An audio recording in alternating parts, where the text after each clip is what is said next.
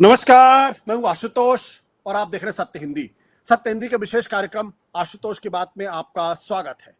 बातचीत शुरू करने के पहले एक छोटी सी अपील। सत्य हिंदी एक कोशिश है ईमानदार, निडर और निर्भीक पत्रकारिता की।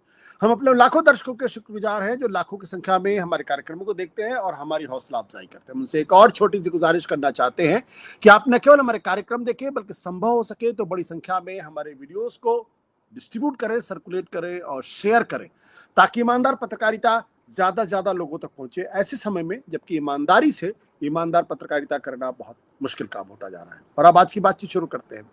ऐसा लगता है जैसे देश के प्रधानमंत्री नरेंद्र मोदी और एनडीए सरकार के लिए मुसीबतें कम नहीं हो रही हैं। एक के बाद एक विदेश नीति में उनको बड़े से बड़े झटके लग रहे हैं, लेकिन उनको जो सबसे बड़ा झटका लगा है वो नरेंद्र मोदी जी को उनके अपने ही परम दोस्त डोनाल्ड ट्रंप से लगा है। डोनाल्ड ट्रंप ने भारत की तमाम चीजों को दरकिनार करते हुए 25% का टैरिफ लगाया और साथ ही साथ ये धमकी भी दी है कि अगर भारत रूस से ऑयल यानी तेल अगर खरीदना बंद नहीं करेगा तो 1 अगस्त से उनके ऊपर उस पर पेनाल्टी भी लगेगी। अब ये जो कदम है, ये कदम कम से कम नरेंद्र मोदी जी डोनाल्ड ट्रंप से, जिनको वो अपना व्यक्तिगत दोस्त कहते हैं, अपना निजी दोस्त कहते हैं, अपना बहुत अच्छा दोस्त बताते हैं, जिनके लिए उन्होंने जाके वोट मांगा था, अब की बार ट्रंप सरकार किया था, उससे तो नहीं उम्मीद की होगी। लेकिन ऑपरेशन सिंदूर के बाद भारत का पूरी तरीके से वर्ल्ड पॉलिटिक्स में अलग थलग पड़ जाना, पाकिस्तान के साथ अमेरिका, चीन और रूस का जिस तरीके से उनके साथ खेलने का काम कर रहे हैं, उससे भी भारत को काफी झटका लगा है। ऐसे में ये जो नया टैरिफ का मामला हुआ है, इससे न केवल भारत की अर्थव्यवस्था को नुकसान पहुंचेगा, क्योंकि लोग ऑलरेडी ये कहने लगे हैं कि इसकी वजह से भारत की अर्थव्यवस्था जो 6% के आसपास जीडीपी ग्रोथ हो रही थी उस पर कमी आ सकती है और 6% से नीचे भी जा सकता है। तो सबसे पहले आपको यह हम बता दें कि दरअसल ये जो टैरिफ है, इससे संबंधित कुछ ग्राफिक्स आपको हम दे देते हैं। हमने कहा कि भारतीय सामान पर टैरिफ जो है वह 25%, और मैं इसको ट्रंप का डबल धमाका कहता हूं, क्योंकि टैरिफ के साथ साथ रूस से ऑयल लेने पर पेनल्टी की भी धमकी उसमें है। इसके अलावा अगर आप ध्यान से देखें तो भारत का रूस से जो रक्षा सौदा है, क्यों मैं ये बात कह रहा हूं, इसलिए कह रहा हूं क्योंकि अगर आप रूस से कुछ भी खरीदारी करते हैं या रूस से किसी भी तरीके का रिश्ता रखते हैं तो अमेरिका को दिक्कत हो रही है। और हमारी रूस पर कितनी ज्यादा निर्भरता है इस बात से स्पष्ट होता है कि भारत का रूस से जो रक्षा सौदा है आज भी 36% है। हालांकि इसमें काफी कमी आई, 2010-14 के आसपास 72% थी, अब घट के 36% हो गई है।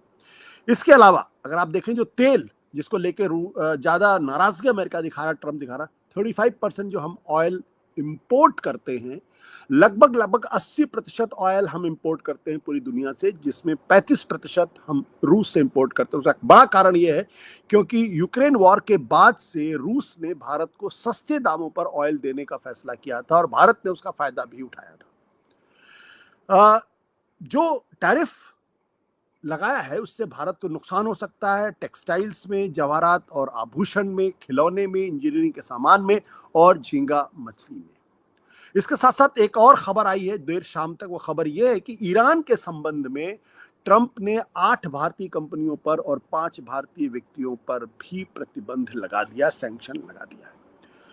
तो आइए बात करते हैं कि डोनाल्ड ट्रंप के इस कदम का क्या फर्क पड़ने वाला है, और सबसे बड़ी बात यह है कि आखिर भारत की विदेश नीति है कहां। रूस, जो आपका बहुत अच्छा दोस्त हुआ करता था, वो भी पाकिस्तान के साथ खड़ा होता दिखाई पड़ रहा है। अमेरिका ने आज ही कहा है कि वो वहां पे ऑयल रिजर्व्स के एक्सप्लोरेशन में मदद करेगा, और शायद ऐसा भी दिन आ सकता है जब भारत को पाकिस्तान तेल दे, यानी खाओ में एक तरीके से नमक मिर्च लगा के उसको मीचने का काम कर रहा है। हमारे साथ जो मेहमान, उनका परिचय करा देते हैं। इस वक्त हमारे साथ मौजूद हैं लंदन से बीबीसी के पूर्व पत्रकार और लेजेंडरी पत्रकार नरेश कौशिक जी हैं हमारे साथ कार्तिकेय बत्रा इस वक्त जुड़े हुए हैं, डॉक्टर कार्तिकेय बत्रा, और यूएसए से प्रोफेसर मुक्तदर खान साहब हमारे साथ जुड़े हुए हैं। कौशिक जी, आपको उम्मीद थी कि 25% का ये जो टैरिफ ट्रंप लगा देंगे, और ये क्या इंडिकेट करता है दरअसल? अनम्यूट करना पड़ेगा sir, you have to unmute. Yes. ये मैं समझता हूं कि भारत के लिए ये बहुत बड़ी चुनौती है। और ये नरेंद्र मोदी जब से सत्ता में आए हैं, पिछले 10 साल के उनके शासन काल में, ये उनके लिए सबसे बड़ी चुनौती है। और ये ऐसी चुनौती है जिसका वो मुकाबला आसानी से नहीं कर सकते, क्योंकि उनके सामने जो खड़े हैं, उनके जो अब तक दोस्त माने जाते थे, ट्रंप, ये एक तरह से ट्रंप ने उनको आईना दिखाया है। ट्रंप ने भारत को एक रियलिटी चेक किया है कि आप सिर्फ हमसे दोस्ती बनाकर ही सब कुछ नहीं हासिल कर सकते। हम वही करेंगे जो हमें ठीक लगता है या हमारे हित में जो होगा। अभी तक ये लगता था कि अमेरिका में पिछले 20-25 साल से, बल्कि 25 साल से मैं कहूंगा, क्लिंटन के बाद से, क्लिंटन ऑनवर्ड से शुरू हो गया था, भारत के साथ में अमेरिका ने संबंध सुधारने तेजी से शुरू किए थे। कुछ महीनों बाद ही जब भारत ने परमाणु बम का विस्फोट किया था 1999 वाजपेयी जी की सरकार के बाद, उन्होंने सैंक्शंस लगाई थी क्लिंटन ने। लेकिन कुछ समय के बाद ही उन्होंने महसूस किया कि नहीं, भारत को हमें अपने साथ लेकर चलना है। तो उन्होंने वो धीरे धीरे सैंक्शंस ढीली की, और भारत के साथ फिर जो दोस्ती जो शुरू हुई, वो आज तक, अब मतलब ये समझता हूं कि मोदी टू, ये ट्रंप टू तक वो जारी रही। अब ऐसा लगता है कि और इसके इसके पीछे, इस दोस्ती के पीछे अमेरिका को लगता था कि वो चीन के मुकाबले भारत को एक खड़ा कर सकता है, और चीन उसको सबसे बड़ा शत्रु लगता था, और उसको लगता था उस पूरे एशिया में एक इतना बड़ा देश है जो चीन को टक्कर दे सकता है।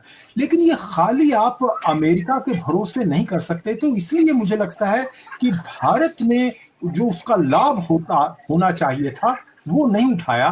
तो ये भारत की विदेश नीति की नहीं, मैं तो समझता हूं कि भारत की आर्थिक और रक्षा नीति की भी एक बड़ी विफलता है। क्योंकि हमने पिछले 25 साल में जो करना चाहिए था, अपनी अर्थव्यवस्था को अपने पांव पर खड़ा करना चाहिए था, वो हमने नहीं किया। अर्थव्यवस्था बेहतर हुई धीरे धीरे, अब वह चौथी, हम जीडीपी के हिसाब से बड़ी ताकत बन चुके हैं। अब भारत एक बहुत बड़ी, कह सकते हैं क्या, मिलिट्री पावर है, लेकिन ऐसी नहीं कि वो किसी के बल के बिना, अब जैसे चीन ने अपने आप में, पिछले 25 साल पहले की बात मैं करूं तो चीन ने यह किया था कि उसने ये तो उसने पहले तय कर लिया था कि बाजारों का तो नेता तो बन गया था, दुनिया का बाजार बन गया था। लेकिन उसको लगा कि ये बाजार से संभव नहीं होगा, हमें अपने पांव पर खड़ा होना है। कहीं पश्चिमी देश हमें वो मशीनें जो बेचते हैं वो देना ना बंद कर दें, वो टेक्नोलॉजी ना देना बंद कर दें। तो चीन ने अपनी नई टेक्नोलॉजी विकसित की, मशीनें बनाना शुरू किया, और आज स्थिति यह है कि चीन को कोई ट्रंप धमका नहीं सकते। ट्रंप को ने धमकाने की कोशिश की थी, लेकिन ट्रंप को ही झुकना पड़ा था। भारत के पास में इस समय ऐसी कोई स्थिति नहीं है कि भारत अपने पांव पर खड़ा होकर ये कह सके कि नहीं, हम इसका मुकाबला करेंगे। हालांकि मुझे ऐसा लगता है कि भारत को कैपिचुलेट नहीं करना चाहिए। दूसरी बात यह है कि इस समय ऐसा लगता है कि ट्रंप भारत को कुछ नीचा दिखाने, खासकर मोदी जी को नीचा दिखाने की कोशिश कर रहे हैं। जैसे वो ये जो टैरिफ्स हैं, ये तो और देशों पर भी लगा रहे हैं, लेकिन इसके साथ साथ जो भारत की सरकार को या भारतीय लोगों को जिससे सबसे ज्यादा गुस्सा आता है, जिससे सबसे ज्यादा, जिसे कहते हैं दुखती रग में, जैसे पाकिस्तान सपोर्ट करना। अभी उन्होंने इसके बाद ही, कल ही पाकिस्तान के साथ कहा है कि हम उनके जो है तेल भंडार बनाने की कोशिश करेंगे। तो बिल्कुल इसके साथ साथ इसको जोड़कर ऐसा लगता है कि हमारे जख्मों पर वो नमक छिड़क रहे हैं। अभी वो उन्होंने पाकिस्तान को भारत के साथ जोड़ के साबित किया, और ये कहा कि हमने धमका के एक तरह से समझौता कराया था, युद्ध विराम कराया था, और यही बात वो बार बार कहते रहे।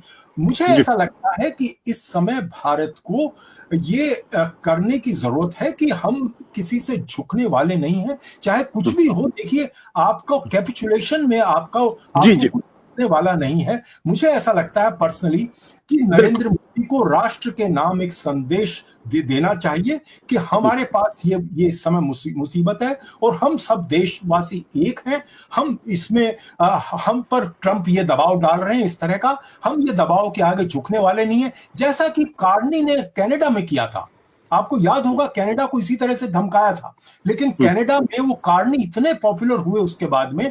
तो मुझे ऐसा लगता है कि भारत की सरकार को भी कुछ इस तरह से करने की जरूरत है कि नहीं, हम कुछ नुकसान उठा लेंगे लेकिन हम इस तरह से झुकने वाले नहीं हैं। बिल्कुल नरेश जी, आपने जो बात आपने कही है, लेकिन प्रोफेसर मुख्तार खान साहब, देखने में तो ये आ रहा कि अमेरिका और ट्रंप जब से आए उसके बाद से लगातार भारत पे एक तरीके से तो हमले भी करते आ रहे हैं। जैसे सबने देखा किस तरीके से उन्होंने हथकड़ी बेड़ी लगाकर भारतीयों को भेजा, उसके बाद भारत को लगातार टैरिफ किंग करते रहे, और ऑपरेशन सिंदूर के बाद जो सीज फायर उसको तो लेकर 30 बार वो एक तरीके से हमको भारत को इंसल्ट कर चुके हैं या इंटिमिडेट कर चुके हैं, जिस भी संदर्भ में आप उसको समझने की कोशिश करें। भारत ने एक बार भी उसका जवाब नहीं दिया, मोदी सरकार ने एक बार भी उसका जवाब नहीं दिया। क्या ये भारत की कमजोरी दिखाई नहीं पड़ती है? आप जवाब तो कम से कम एक बार तो देना ही चाहिए था, आप बिल्कुल जवाब नहीं दे रहे हैं। संसद के अंदर सवाल खड़ा था, वहां भी आप जवाब नहीं देते हैं। ट्रंप का नाम लेने से आप हिचकते हैं, अमेरिका का भी नाम लेने से हिचकते हैं। वॉज इट राइट पॉलिसी या द रॉन्ग पॉलिसी? आशुतोष जी, आपके सुनने वालों को मेरा सलाम, नमस्ते सर। अगर आप बार बार लेट्स से कि आप मिडिल वेट बॉक्सर हो या फ्लाई वेट बॉक्सर हो और आप बार बार ये कहते रहें सारी दुनिया में कि मैं सुपर वेट बॉक्सर हूँ, बार बार यही कहते रहें, और फिर जब ओलंपिक्स की बात आती और आपको सुपर वेट कैटेगरी में अगर एंट्री दे दी गई तो सोचिए क्या पिटाई होने वाली है आपकी वहाँ पर। तो इंडिया के साथ भी ऐसे ही हो गया। पिछले चंद सालों से इतना फॉरेन पॉलिसी को इस्तेमाल करके प्राइम मिनिस्टर मोदी की इमेज को इतना बढ़ाने की कोशिश की कि इंडियन फॉरेन पॉलिसी इंडिया के नेशनल इंटरेस्ट को सेफगार्ड करने के बजाय वो मोदी के पर्सनल इमेज को सेफगार्ड कर रहे हैं। मैं आपको मिसाल देता हूँ, पिछले 3 हफ्ते में आपने देखा होगा कि जितने भी मुल्क को डोनाल्ड ट्रंप ने वार्निंग दी थी कि 25% लगाऊंगा, उन्होंने 10% डिस्काउंट खरीद लिया। मिसाल के तौर पे यूरोपियन यूनियन 25 से 15 पर आया after promising $600 billion investment. Japan भी 25 से 15 पर आया after promising $550 billion. South Korea भी 25 से 15 पे वापस आया, अनाउंस $350 बिलियन। इंडोनेशिया को 1% का एडवांटेज वियतनाम में इसलिए मिला कि उसने 50 बिलियन के वो बोइंग खरीद के जेट्स खरीदे।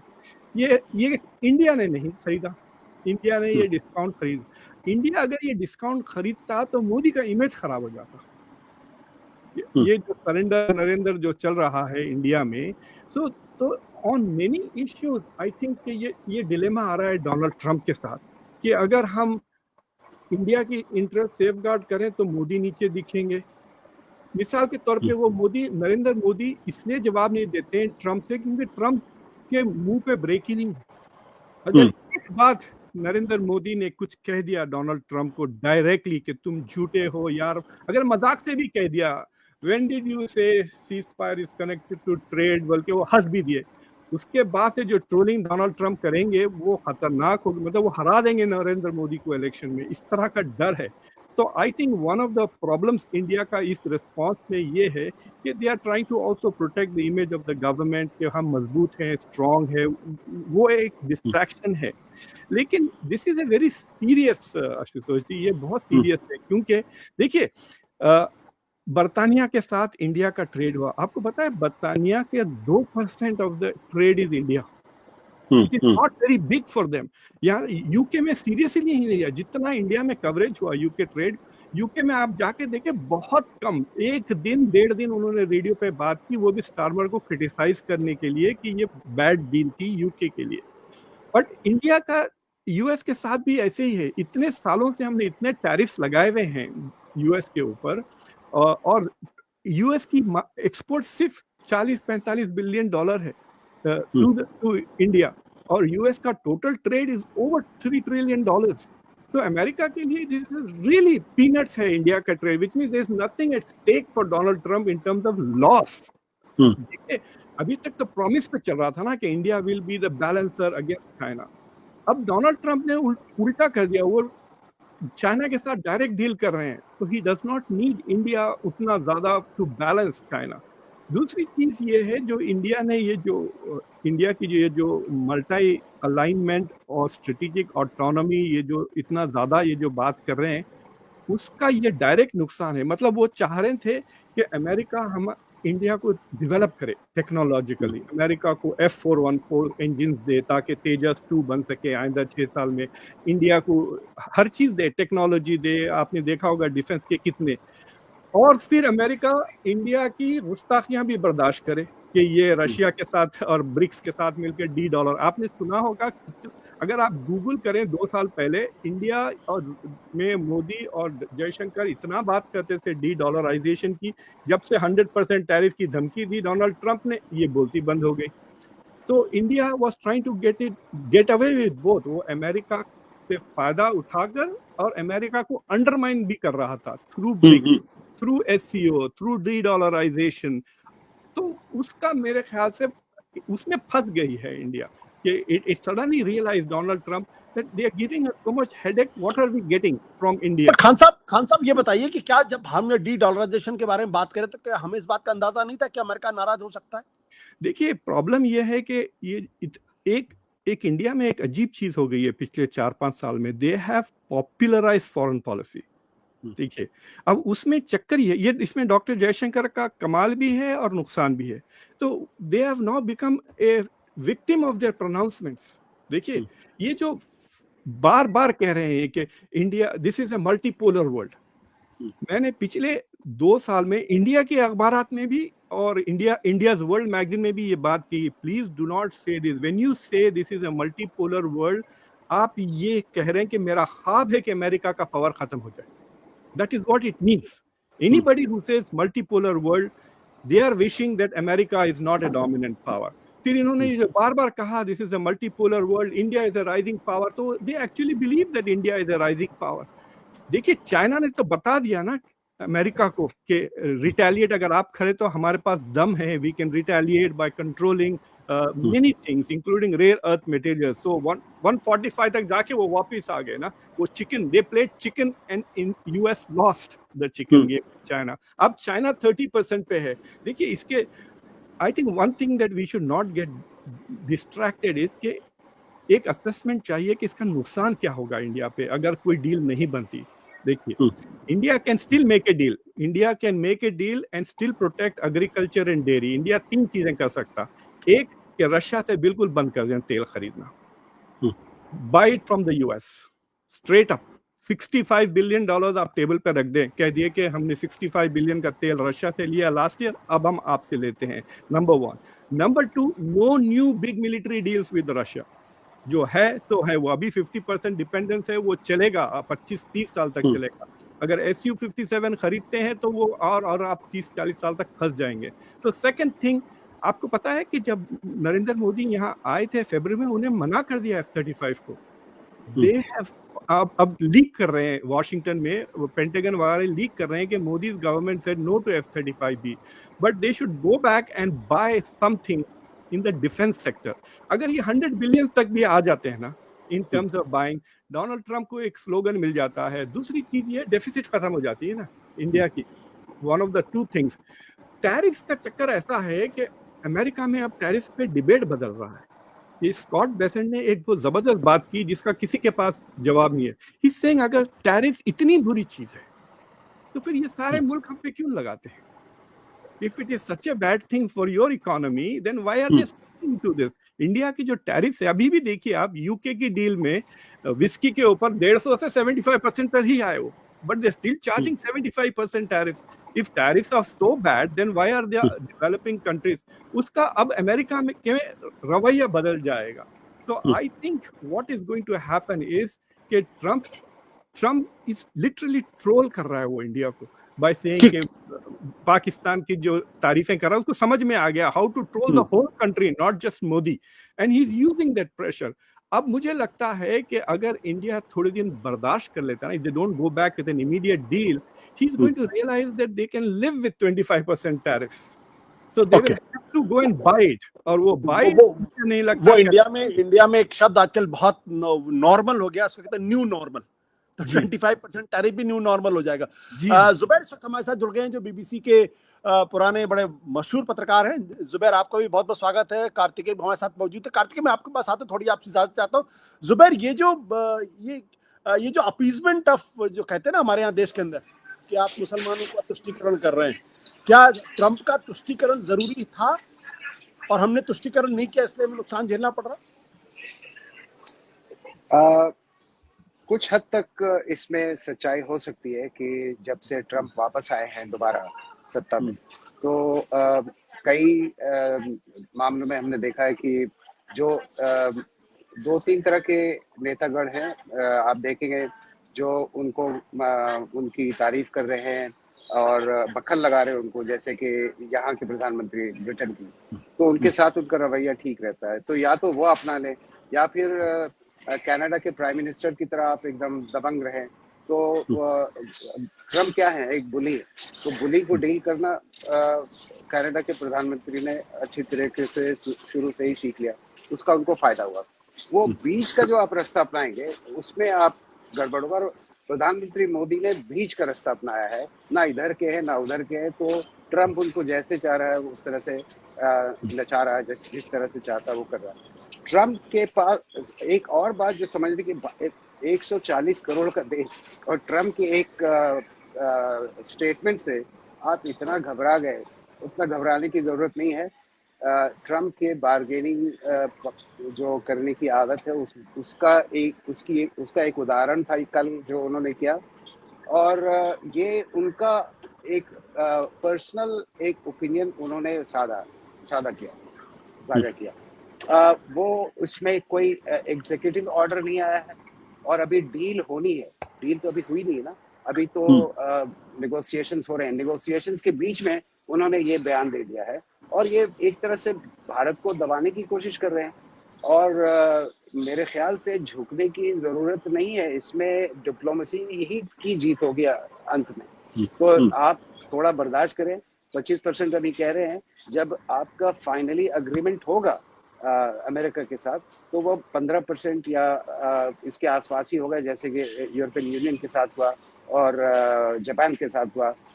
या फिर हो सकता है थोड़ा सा ज्यादा हो, लेकिन मुझे लगता है कि 15% पे डोनाल्ड ट्रंप तैयार हो जाएंगे।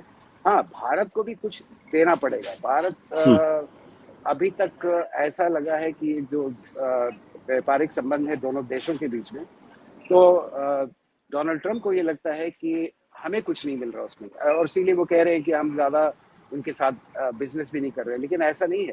आप अगर सिलिकॉन वैली का उदाहरण देखें, तो पिछले 30-40 सालों में जितना कंट्रीब्यूशन भारत के आईटी सेक्टर का है, सिलिकॉन वैली, आज सिलिकॉन वैली जहां पर आज पहुंची है, उसमें भारतीयों का बहुत बड़ा योगदान है। डोनाल्ड ट्रंप को ये भूलना नहीं चाहिए। इसी तरह से आप फार्मास्यूटिकल इंडस्ट्री में ले रहे हैं, जो उसमें दवाइयाँ जो है वो, उसमें जिस तरह से भारत सस्ते दाम इसको देता है अमेरिका को, उससे वहाँ के जो हेल्थ सेक्टर के लोग, उसमें काफी फायदा होता है।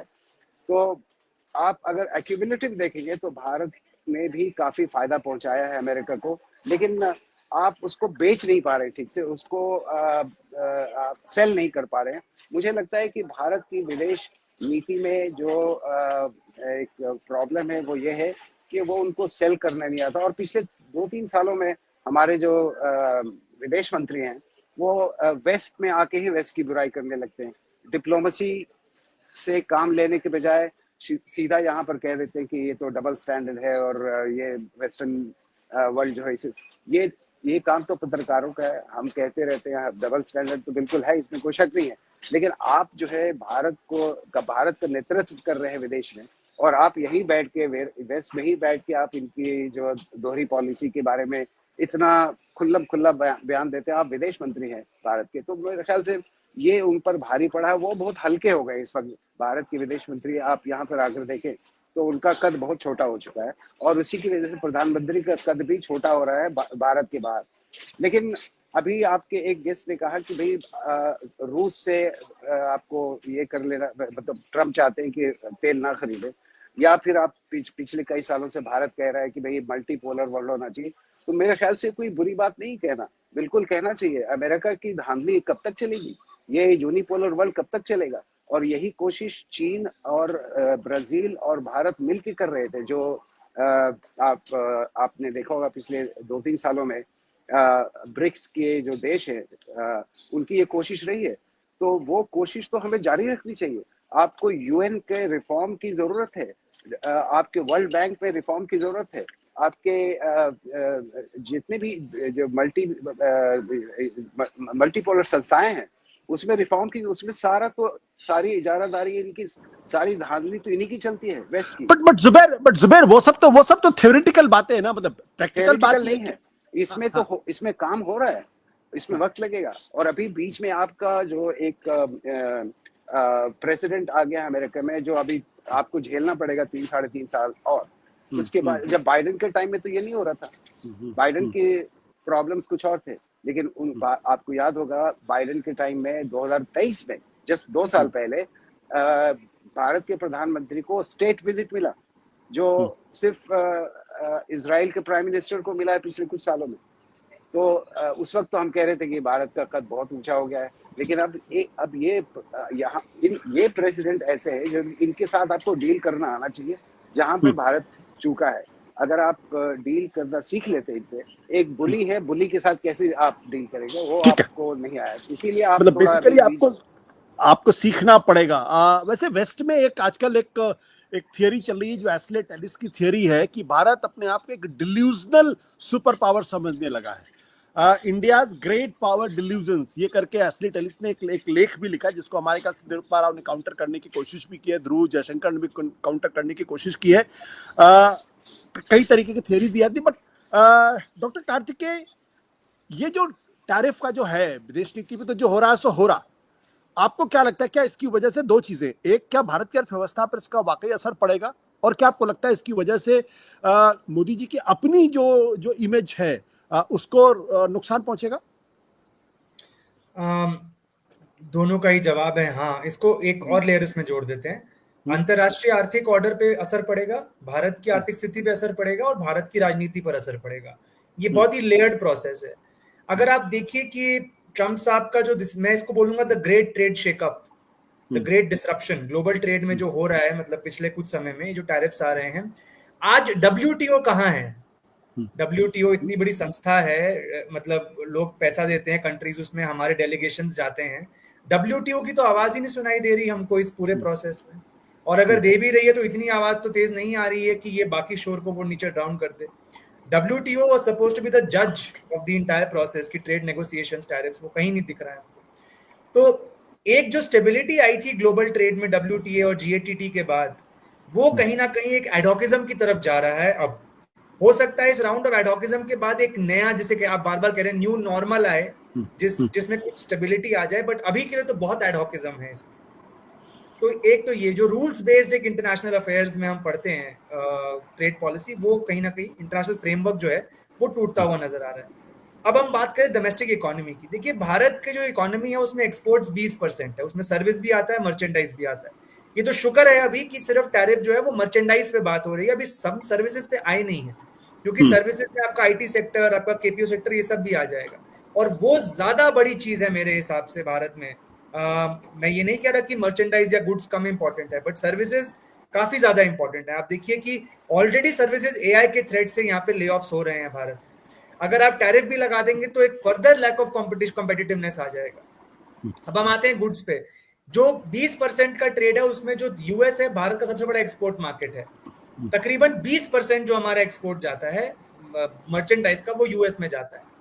देखिए अब ये बात जो हो रही है, मैं इस बात से अग्री करता हूँ कि diplomacy is the final solution. हो सकता है 25 से 15% पे आ जाए, हो सकता है 10% पे भी आ जाए। लेकिन ये कहानी ना एक वेकअप कॉल है हमारे लिए। जो आपने कहा ना अभी सुपर पावर, आपने वर्ड यूज किया, तो मुझे लगता है कि ये सरकार खासकर, इसने भारत के साइज के आधार पर जो बड़े बड़े प्रोजेक्शंस देने शुरू किए, उसमें कहीं ना कहीं उस नॉइज में जो बेसिक डिबेट था कि हम प्रोडक्टिव कितने हैं, हम कंपेटिटिव कितने हैं, ये नुआंसेस कहीं ना कहीं छूट गए पीछे। मैं अभी एक ग्राफ देख रहा था, प्रेस रिलीज PIB का, भारत का एक्सपोर्ट 2014 से 24 तक 67% बढ़ गया है। 10 साल में 67% बढ़ना कोई बहुत बड़ी बात नहीं है। किसी भी इकोनॉमिस्ट आप पूछिए, आप एनुअल ग्रोथ रेट देखते हैं, हम चौथी सबसे बड़ी इकोनॉमी बन गए हैं। It means nothing, it means literally nothing. हम दुनिया की सबसे पॉपुलर देश है और हम चौथी ही बड़ी अर्थव्यवस्था है, ऐसे इसको देखिए। हमारा per capita GDP is one of the lowest, हम 150 के आसपास रैंक आती है हमारी, 130 के आसपास पर कैपिटा में। प्रोडक्टिविटी में we are one of the lowest. तो ये जो चाइना का पता है, चाइना का जो चाइना उठा भारत दुनिया में कैसे उठा, उसने अपनी इकोनॉमिक्स को सॉर्ट आउट किया। हमने अपनी इकोनॉमिक्स को सॉर्ट आउट जो किया था 91 में, ऐसा ही एक क्राइसिस आया था, हमने एक पुश मारा, उसका हमें फायदा मिला 2013, 14, 15 तक। उसके बाद मैं कहता हूं 18 तक भी, 18 was a very good year. लेकिन उसके बाद जो फर्दर रिफॉर्म्स चाहिए थे, जो स्किलिंग में, जो वोकेशनल ट्रेनिंग में, जो मार्केट रिफॉर्म्स, चाहे लैंड हो चाहे कैपिटल हो, उसमें कहीं ना कहीं हम मिजरेबली फेल हुए, इनएडिक्वेट रहे। मोदी जी जब आए थे तो एक उम्मीद थी कि ये बिजनेस फ्रेंडली मुख्यमंत्री रहे हैं तो ये सारे बदलाव आएंगे। लेकिन कहीं ना कहीं पॉलिटिकल कंपल्शंस ने उनको भी बता दिया कि इतना आसान नहीं है। इनमें से कुछ मुद्दे स्टेट गवर्नमेंट्स के पास होते हैं, कुछ मुद्दे सेंट्रल गवर्नमेंट के पास होते हैं, और कोऑर्डिनेशन तो वैसे भी हम नहीं कर रहे हैं आजकल स्टेट गवर्नमेंट से, खासकर ऑपोजिशन पार्टीज के साथ। तो भारत ने जो सपना देखा है सुपर पावर का, आई थिंक एट टाइम्स मुझे भी लगता है कि जो होमवर्क करना था ये सपना देखने से पहले, वो हमने नहीं करना बंद कर कार्तिकेय, क्या वो डिल्यूजन था, क्या वो मार्केटिंग थी? नहीं, जो सवाल, ऐसा नहीं कि मैं कोई एस्टेल टेलिस का कोई मैं बहुत बड़ा समर्थक हूं, but fact of the matter ये है कि अगर आप इकोनॉमी के फ्रंट पर देखें तो आज आपकी स्थिति कोई बहुत अच्छी है नहीं। और हमको सपने दिखाए गए कि हम तो विश्व गुरु बन गए हैं, हम तो विश्व गुरु, विश्व मित्र, न जाने कौन कौन से शब्द की दुनिया मोदी की तरफ देखती है। वो सब जो सपना बना, वो सडनली ऑपरेशन सिंदूर के बाद से एकदम धराशायी होता हुआ दिखाई पड़ रहा, और ट्रंप ने तो पूरी तरीके से धराशायी कर दिया। तो ये क्या हम डिल्यूजन में रह रहे थे क्या? सर ये सिंदूर नहीं, मैं बोलूंगा ये प्रोसेस चल रहा था नीचे नीचे, और अभी भी समय है। जो मुझे लगता है कौशिक साहब ने कहा कि Bharat responds very well under a crisis. इस क्राइसिस का अगर फायदा उठाया जाए और कहीं ना कहीं कुछ रिफॉर्म्स किए जाएं तो अभी भी एक उम्मीद है। देखिए एक बात और आशुतोष जी, अभी हमें यंग देश है, हमारी एवरेज एज अभी 30 से कम है। जैसे जैसे हम बूढ़े होते जाएंगे डिपेंडेंसी रेशियोज बढ़ते जाएंगे। तो अभी ये जो डेमोग्राफिक डिविडेंड है जो आप देख रहे हैं कि हमें कहते हैं कि यूथ के पास एम्प्लॉयमेंट अपॉर्चुनिटीज नहीं है, तो यूथ किस भटकी दिशाओं में जा रहा है, ये प्रॉब्लम और बढ़ेगी आगे जाके अगर ये चीजें फिक्स ना की गई अभी। तो ये हो गया इकोनॉमिक फ्रंट में। आखिरी जो आपने पॉलिटिकल कहा था कि देखिए वही बात है कि आप कितनी ग्रैंड स्टैंडिंग कर लें, जब तक वो तथ्यों से बैक नहीं होती, वो कभी ना कभी आपको वापस आएगी काटने के लिए। This is the I think this is a moment of reckoning for the prime minister, मुझे ऐसा लगता है। नरेश जी, आपको लगता है कि वो रियलाइजेशन मोदी गवर्नमेंट में है? आज भी जो तस्वीर पेश की जाती है, तस्वीर तो यही पेश की जाती है कि भाई हम तो दुनिया में फास्टेस्ट ग्रोइंग इकोनॉमी है, दुनिया हमारी तरफ देख रही है। मतलब ये जो इकोसिस्टम है वो दरअसल उसी तस्वीर को पेश करने की कोशिश कर। अगर आपको क्राइसिस का अंदाजा ही नहीं है, अगर आप क्राइसिस को स्वीकार ही नहीं करना चाहते, तो फिर आप क्या करेंगे? अब जैसे कि मैं एक आपको डेटा देता हूं कि ऑपरेशन सिंदूर के संदर्भ अगर आप देखें तो भारत ने पिछले 17 सालों की लोवेस्ट डिफेंस बजट है, lowest in comparison to GDP, 1.89%। और दुनिया कह रही कि अगर आपको चाइना और पाकिस्तान से लड़ना है तो कम से कम 3% का जीडीपी रखना। 17 साल में लोवेस्ट है, और हम कह रहे हैं कि हम आत्मनिर्भर हो गए डिफेंस में, अब हमारा कोई मुकाबले नहीं। देखिए हमने तो पाकिस्तान को घुटने टिका दिए। Are we living in some delusions? बिल्कुल आपने ठीक कहा, हम डिल्यूजन में तो हैं, और उसके लिए ये डॉक्टर बत्रा ने एक बहुत इंपॉर्टेंट बात कही कि हम होमवर्क उसके लिए जो होता है हम नहीं कर रहे हैं। आपने तो रक्षा वाली बात की, मैं तो समझता हूं कि हेल्थ और एजुकेशन जो किसी भी देश को विकसित अर्थव्यवस्था बनाती है, विकसित देश बनाती है, उसमें हमारा एक्सपेंडिचर देखिए। हम जो है अफ्रीका के देशों में हेल्थ और एजुकेशन पर हमसे ज्यादा, कई देशों में हमसे ज्यादा खर्च होता है। लैटिन अमेरिकन देश क्यूबा, वहां का हेल्थ सिस्टम जो है हमसे कोई 10 गुना ज्यादा अच्छा है, जबकि वो इतनी ज्यादा सैंक्शन्ड वाली इकोनॉमी है जिस पर अमेरिका का इतने समय से दबाव रहा है कि उनकी किसी तरह से तरक्की रुक जाए। लेकिन उन्होंने अपने हेल्थ बजट में हेल्थ सर्विसेज को हमेशा आगे बढ़ाया। अगर आप अपने देश के लोगों का इसी तरह से एजुकेशन के साथ है, शिक्षा व्यवस्था हमारी। आज भी बहुत सारे ऐसे देश हैं, ऐसे राज्य हैं, ऐसे बहुत सारे हमारे शहर हैं, गांव तो दूर छोड़िए, जहां पर स्कूल सिर्फ कागज पर चलते हैं। सिर्फ वहां पर बहुत सारी ऐसी जगह हैं जहां लोगों को तनख्वाहें दे दी जाती हैं, लेकिन स्कूल नहीं चलते हैं। तो इस तरह का जो करप्शन है वो आपने दूर नहीं किया। इसी तरह से आप नारे तो लगाते हैं, लेकिन आपने रिसर्च एंड डेवलपमेंट पर कितना खर्च किया, कितना हम कम खर्च कर रहे हैं रिसर्च एंड डेवलपमेंट पे। चीन को देखिए, वहां पर अगर कोई वो चीज का, अगर जैसा मैंने पहले अपने वक्तव्य में कहा था कि चीन ने जिस तरह से बाकायदा एक स्ट्रक्चरल ढंग से तरक्की की, जैसे उसने कहा कि हमें अगर पश्चिम से लोहा लेना है तो हमें मशीनें खुद बनानी होंगी, हमें टेक्नोलॉजी अपनी खुद विकसित करनी होगी। और उसके लिए उन्होंने ऐसा नहीं किया कि आप अमेरिका से या दूसरे पश्चिमी देशों से आप गिड़गिड़ाकर उनसे टेक्नोलॉजी मांग रहे हैं।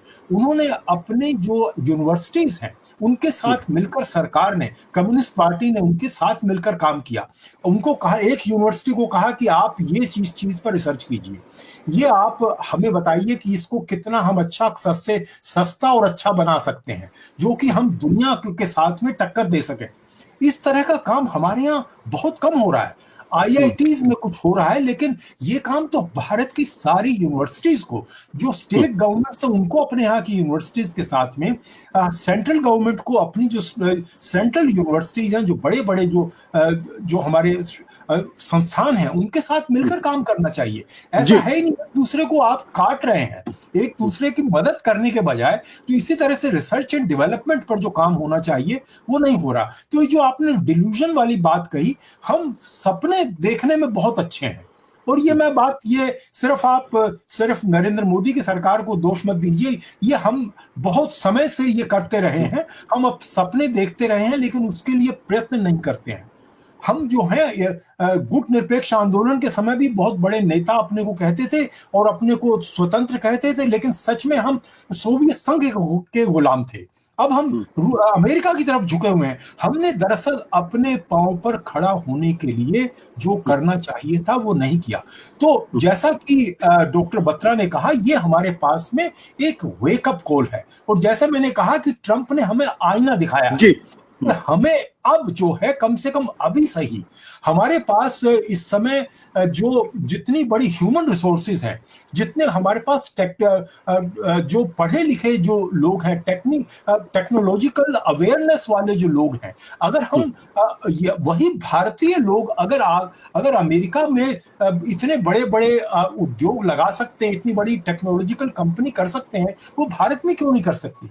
क्यों नहीं हम भारत को बिजनेस फ्रेंडली बनाते हैं? अभी भी हमारे ब्यूरोक्रेट्स क्यों इतनी रुकावटें खड़ी करते हैं? तो मैं समझता हूं इसको हमें एक अवसर के तौर पर लेना चाहिए, और इसको हमें मतलब ये मुझे लगता है कि देखिए, ट्रंप के साथ मुझे लगता है कि समझौता तो होगा, क्योंकि वो ट्रांजैक्शनल प्रेसिडेंट हैं।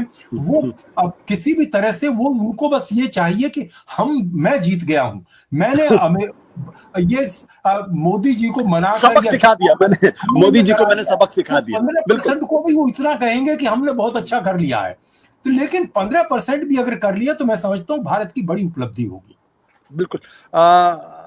दो चीजें हैं। अब आपने जिस तरीके से एजुकेशन का जिक्र किया और दूरदृष्टि की बात की, डेंग जियाओपिंग ने जब चाइना की कमान संभाली तो अपने पास उन्होंने 2 मंत्रालय रखे थे, एक साइंस एंड टेक्नोलॉजी और दूसरा एजुकेशन। ही पर्सनली मॉनिटर्ड कि एजुकेशन और साइंस एंड टेक्नोलॉजी में अगर चीन आगे बढ़ेगा तब हम अमेरिका के साथ खड़े हो पाएंगे, तब हमारा रिफॉर्म एक अलग तरीके का रिफॉर्म होगा। खान साहब, एक सवाल यहाँ पे हमारे मन में ये है कि ट्रंप जैसे आदमी से आप कैसे डील करेंगे? एक जो बार बार ये कहा जाता है भारत के अंदर, अरे ट्रंप तो पागल है, कुछ भी कह देता है, अब हम क्या करें, हर चीज का जवाब थोड़ी देंगे। But you have to deal with him because he is the president of America, the most powerful country in the world. How to deal with him? Sir, आप जब बात कर रहे थे डेंग जियाओपिंग की, I was trying to remember the names of India के education और science minister की, मुझे याद नहीं आ रहे उनके नाम, कि वो नज़र ही नहीं आते, ना टीवी पे नज़र आते, ना खबरों में नज़र आते। देखिए, I think it is the distraction to focus on Trump. ये जो ट्रंप कह रहे हैं, Trump has been very consistent. Trump की फर्स्ट टर्म में Trump wanted to do the same thing. आपको याद है हार्ले डेविडसन को लेके उन्होंने काफी धूम की थी इंडिया के। Trump didn't know how to get things done in the first term, और उनके साथ जो लोग थे they were acting like brakes. अब उनके साथ ऐसे लोग जो हैं who are accelerators not brakes. उनको समझ में आ गया कि I need a proper team to get my agenda, and he has been very consistent.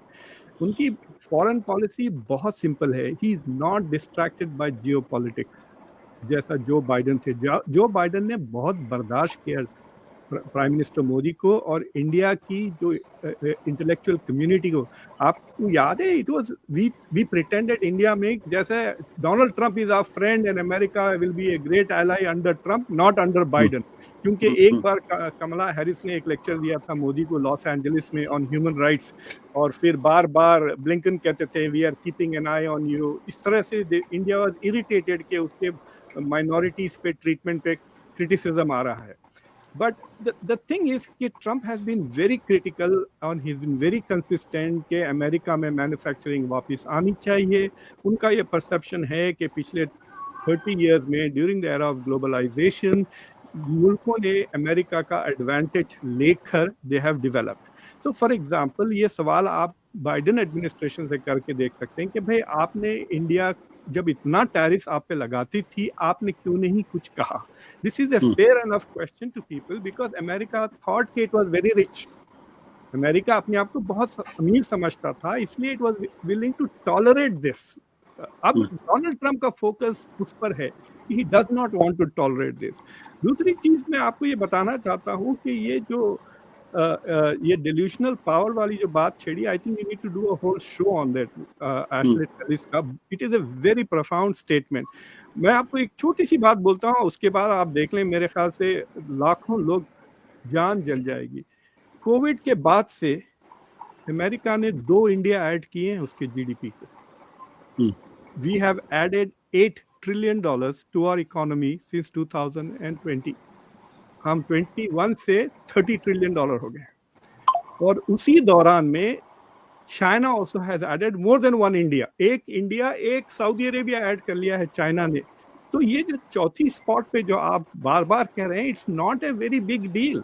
It is like saying कि ब्रैडमैन ने 30 सेंचुरीज बनाए और आप नंबर 4 पे है, आपने 2 सेंचुरी बनाए हुए हैं। It doesn't make any sense in that. So that is the thing that people have to understand. ये डिस्ट्रैक्शन है जीडीपी इंडिया का। मैं जब दिल्ली आया था कॉन्स्टेंटली लोग ऐसी बात करते थे, पता है मैं क्या जवाब देता था? अरे भाई आपके पास तो 2.4 बिलियन अंगूठे हैं, किसी के पास नहीं है दुनिया में। क्योंकि आपके पास 1.4 बिलियन इंसान है, तो जाहिर है 2.4 बिलियन आपके पास अंगूठे होंगे। सो that is a distraction. I think the thing that has happened is कि ये जो हम इन्वेस्ट रिसर्च में, डेवलपमेंट में, और इसलिए देखिए आप मैन्युफैक्चरिंग इंडिया की 15% से नीचे है। और ये जो एक सर्विस की मैं आप बात करता हूँ, अगर आप इंडिया के एक्सपोर्ट्स देखें टोटल, वो $850 बिलियन के $800 बिलियन है, जिसमें 450 मर्चेंडाइज है और 350 सर्विस के है, 300-350, जिसमें से 200 बिलियन अमेरिका को जाता है। तो इंडिया का जो main relation with the US is $350 billion का ट्रेड है अमेरिका के साथ, 130 in merchandise and about 210 in services. अगर रिश्ता खराब हो जाए ना तो वो भी अटैक होगा, and that is under attack. आपने देखा स्टूडेंट वीजास कितने कैंसिल हो गए हैं, H1Bs पे रिस्ट्रिक्शन आ गए हैं। डोनाल्ड ट्रंप ने कहा कि आईफोन मैन्युफैक्चरिंग अगर एप्पल इंडिया में करता है तो वो एप्पल की भी ऐसी की तैसी कर देंगे।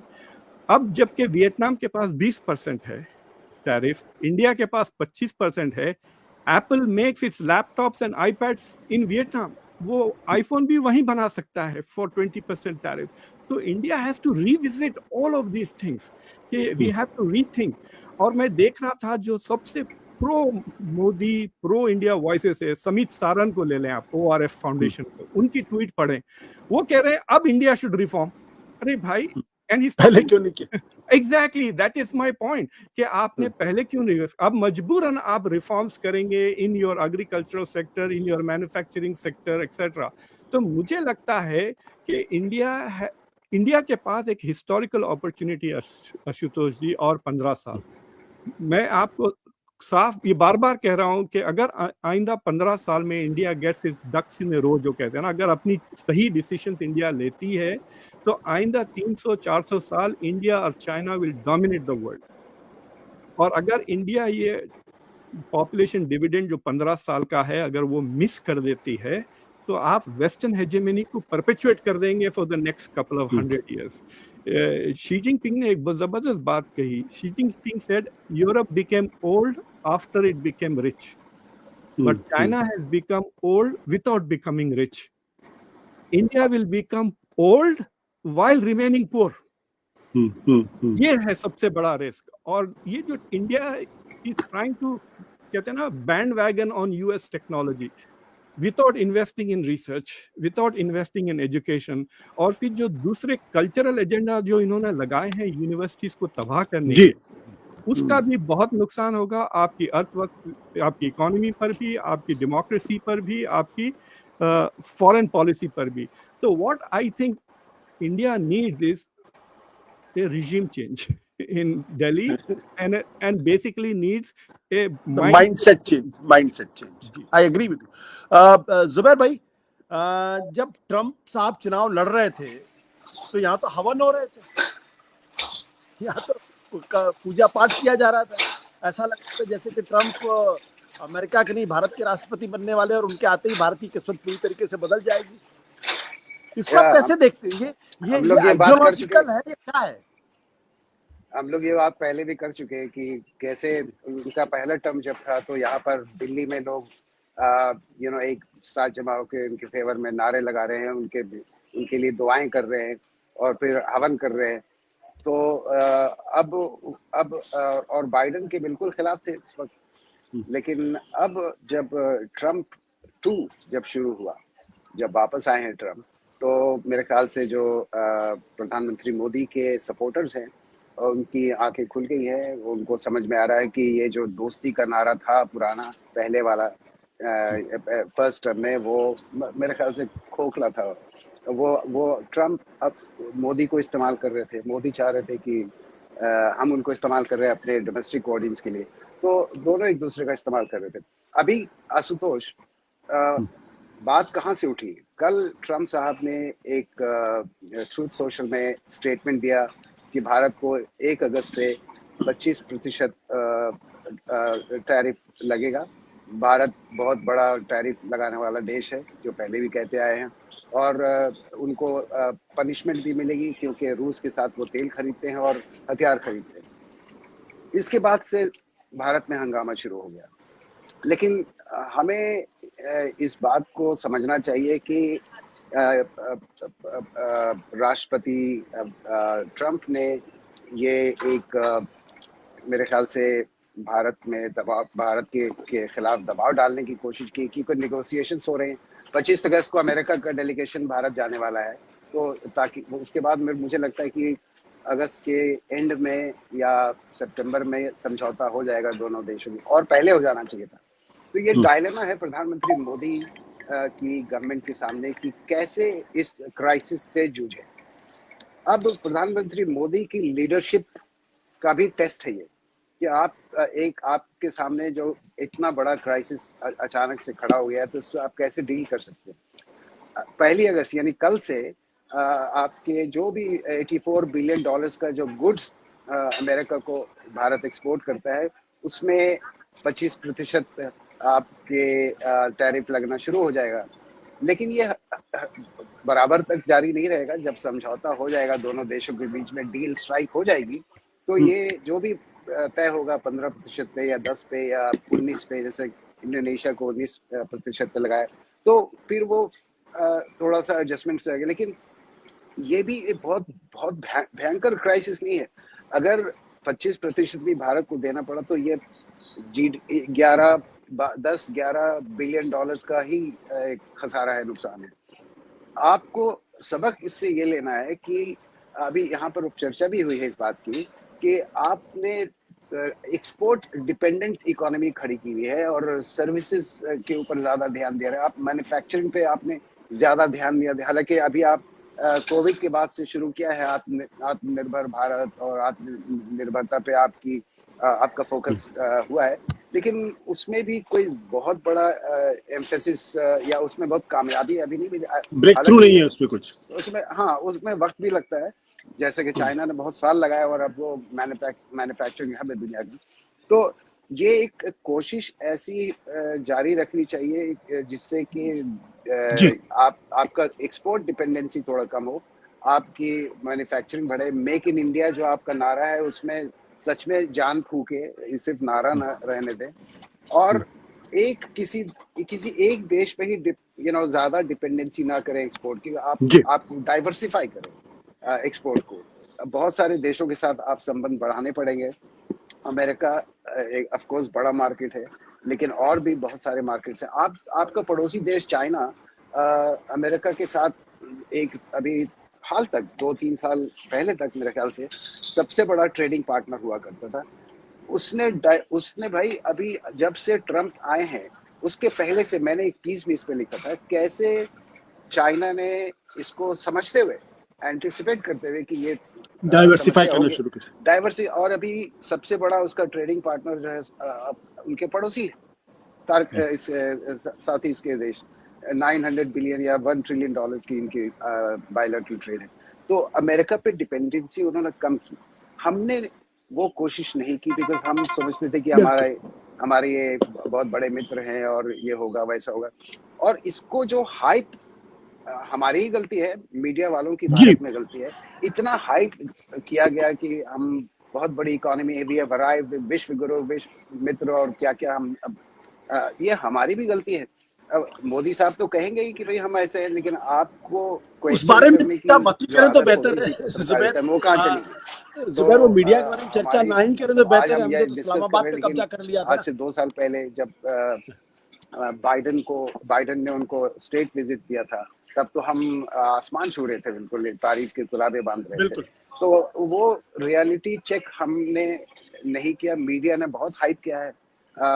फॉरेन पॉलिसी में बहुत बेहतरी की जरूरत है, वो नहीं हुआ। और मुझे तो ऐसा लगता है कि ये एक ऐसा रूमर भी है, हो सकता है सच हो, कि विदेश मंत्री बदलने दूसरे आने चाहिए जिनको हालांकि डिप्लोमेट रहे हैं पूरी जिंदगी, लेकिन इन्होंने आइडियोलॉजी पर ज्यादा ध्यान दिया, डिप्लोमेसी पे। तो ये इनकी कोशिश ये होनी चाहिए कि ये जो बड़े देश हैं उनके साथ संबंध कैसे आपको तय करना। और साथ साथ आपके ब्रिक्स के जो देश, मैं तो समझता हूँ कि ये एक लंबी लड़ाई है कि मल्टीपोलर वर्ल्ड तो होना ही चाहिए, और अमेरिका की धांधली नहीं चलेगी। बिल्कुल बिल्कुल। कार्तिक, आपको लगता है कि जो बात कही जा रही है उसको इम्प्लीमेंट करने की पॉलिटिकल विल और टैलेंट है इस वक्त आज की तारीख में? मुझे सबसे बड़ा अगर डिसअपॉइंटमेंट जो मोदी गवर्नमेंट से है वो यही है कि पहले 2 टर्म्स में बहुत सुनहरा मौका था, पॉलिटिकल नंबर्स थे आपके पास एक एनर्जी थी, एक एंथुसियाज्म था। सेकंड टर्म में खैर कोविड आया, फर्स्ट टर्म में कुछ शुरुआत भी हुई थी लेकिन एग्जीक्यूशन नहीं हो पाई। और अब तीसरे टर्म में आते आते ये सरकार के नंबर्स भी घट गए हैं, एनर्जी भी कम हो गई है, फटीग भी आ गया है। तो मुझे लगता है कि रेजीम चेंज हो ना हो, वी नीड विजन। मुझे विजन नहीं नजर आ रहा। 2014 में जिस होप से विजन के एक मोदी जी आए थे, आज मुझे वो एक एस्पिरेशनल विजन नजर नहीं आ रहा। और कांग्रेस पार्टी का मैं आपको ये बोलूंगा, to be fair, Congress party redistribution पे बहुत फोकस कर रही है, लेकिन वो भी एस्पिरेशन पे कहीं फोकस नहीं कर रही। आज जब हम बात कर रहे हैं सर, एसएससी को लेकर इतना बड़ा हंगामा हुआ पड़ा है दिल्ली के बाहर, एसएससी एग्जाम, हम वो देश हैं जो अपने सरकारी एग्जाम भी ठीक से कंडक्ट नहीं कर पा रहे। तो आप सोचिए कि इस समय ह्यूमन कैपिटल की क्या हालत है। कुछ समय पहले पीयूष गोयल साहब कॉमर्स मिनिस्टर, उन्होंने कहा था कि चाइना और यूएसए जैसे देश में एंटरप्रेन्योर्स हाईटेक चीजें, ड्रोन्स बनाते हैं और हम किराने की दुकानें चलाते हैं। तो कोई उन्हें ये बताए। मेरी रिक्वेस्ट है वो 2 बातें समझें इसमें, कि आप उसी चीज का एंटरप्राइज बना सकते हैं अपने देश का जिसका आपके पास एडवांटेज हो। हमारे पास अभी एडवांटेज है चीप अनस्किल्ड लेबर का, तो वो चीप अनस्किल्ड लेबर को हमने डिप्लॉय करके आपके जोमेटो स्विगी बन गए और सक्सेसफुल भी हैं। यही अगर आज हमारे यूनिवर्सिटीज में हाईटेक रिसर्च हो रही होती, हमारे पास वो हाईटेक कैपेबिलिटीज होती तो हम ड्रोन्स के एंटरप्राइजेस भी बना रहे होते। और सेकंड है जो करप्शन की बात हुई, कि जहां ये बात आती है, ये जो ऐसे स्टार्टअप्स जो लो वैल्यू स्टार्टअप्स हैं लेकिन हाई वॉल्यूम स्टार्टअप्स हैं, शायद यहाँ रेंट सीकिंग कम है, लेकिन जैसे आपको क्लियरेंस लेनी पड़ जाए, आपको बड़ी जमीन लेनी पड़ जाए, वहां पे आप देखिए कितने आपको मतलब कितने आपको हाथ क्या कहते हैं स्टेटिस्फाई करने पड़ते हैं। तो ये स्ट्रक्चरल प्रॉब्लम्स हैं हमारी, और मैं फिर वही कहूंगा, बहुत उम्मीद थी मोदी साहब से। And to be fair, state governments, अब देखिए बिहार, नीतीश कुमार साहब ने इतनी बढ़िया शुरुआत दी, पहले 10 साल बिहार में ग्रोथ रेट उस समय कहते थे चाइना को छू गया था, लेकिन आज की तारीख में वो भी पॉलिटिकली इन्वॉल्व हो गए। मतलब जो सोशो इकोनॉमिक विजन ये एक यंग देश चाहता है ना, वो मुझे लगता है आज के डेट में बहुत कम ऐसे लीडर्स हैं जो रखते हैं, और जो शायद दे पा रहे हैं, वो बहुत बड़ी कमी है। हमारी आज की डिबेट में एजुकेशन पे और उस पर बहुत फोकस किया गया। मैं अपने व्यक्तिगत अनुभव से बता रहा हूँ, कौशिक जी आप थोड़ा निराश भी होंगे, आपका पूरा knowledge system, university system is on the verge of collapse. इस तरीके के अपॉइंटमेंट्स हो रहे हैं, ऐसे ऐसे लोगों के अपॉइंटमेंट्स हो रहे हैं फैकल्टीज के अंदर, वाइस चांसलर को लेकर, आप सुनेंगे तो आप हैरान रह जाएंगे। और ये ट्रेजेडी है कि इस बारे में ना तो कोई बात होती है, ना इस बारे में कहीं कोई चर्चा होती है। इसीलिए मैंने कहा कि क्या हमारे पास वो सोच भी है कि हम इस संकट को, इस आपदा को अवसर में बदल पाए। 1991 में जब हम क्राइसिस में आए थे तो हमारे पास एक टीम थी, उस टीम ने बदलाव किया था और एक विल पावर थी। आज मुझे उस विल पावर की कमी दिखाई पड़ती, क्योंकि हम ये पब्लिकली मानने को तैयार नहीं है कि कोई संकट हमारे पास है, और शायद सबसे बड़ी दिक्कत। बहुत बहुत शुक्रिया डॉक्टर कार्तिकेय, प्रोफेसर मुख्तार खान साहब, जुबैर साहब और नरेश कौशिक जी इस बातचीत में शामिल होने के लिए। उम्मीद है कि हमारे दर्शकों को कम से कम एक पर्सपेक्टिव मिला होगा कि ये जो संकट आया है क्यों है, किस लिए है और किस वजह से। Thank you so much. Thank you.